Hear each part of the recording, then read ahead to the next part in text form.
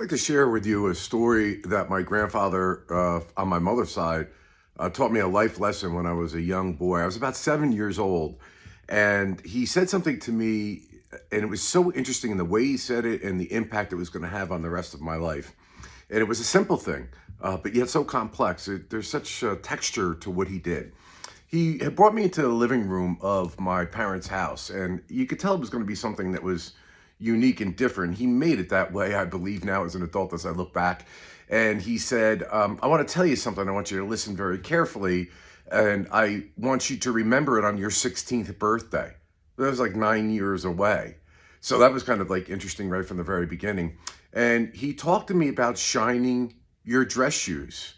Now, I don't maybe have dressed, as a kid, but my mother and father would dress me essentially. But he talked to me about the importance of shining the back of your dress shoes and how many people pay so much attention to the front and the sides of the dress shoes, but they don't polish the back of the dress shoes. And he said, when somebody sees something like that, they're going to think you're a half kind of person, that you only do things for appearance purposes. And that even if nobody ever sees it, and they will, but even if they didn't, you know that you complete the task, that you do the front just as well as you do the back. Now, people will judge you if they do see it and recognize that you're not a serious person if you only polish part of your shoe as opposed to all of it.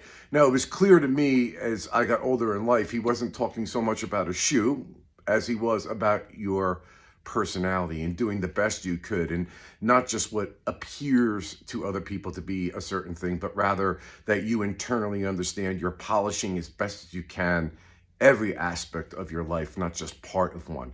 And so, of course, every birthday that I had, it was something that I was thinking about, and I was maturing as I was going along, like we all do. The message and the meaning became clearer and clearer. And on my 16th birthday, it was something that was pretty much ingrained because I had thought about it for so many years, but made a particular point on my 16th birthday, because that's the year that he said to do it, about what the meaning of it was.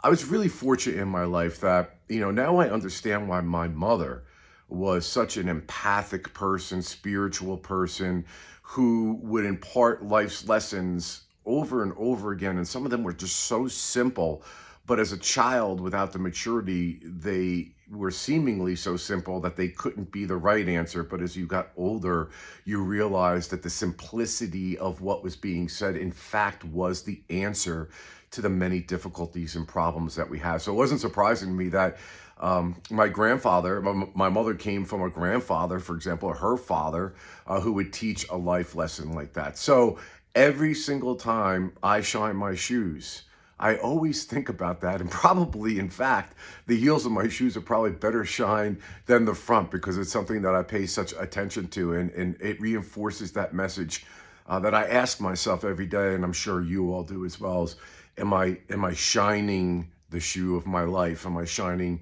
what it is that I'm doing in my world to help other people and to be able to make the world a better place? For me, always my deathbed confession, the summation of my life is, will I be able to say, job well done, that my life had meaning, that it made a difference?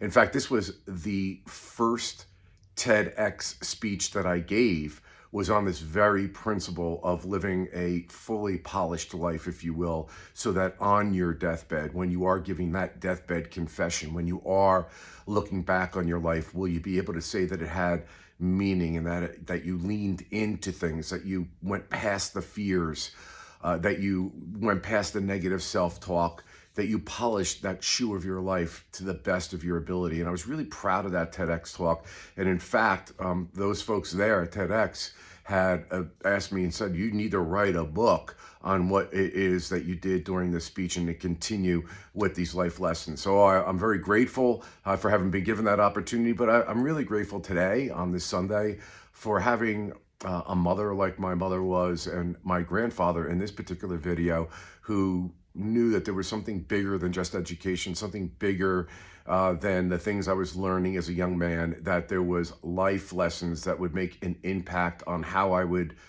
treat myself, respect myself, and hopefully help people as best as I could. I hope you guys have a great Sunday. Thanks for listening.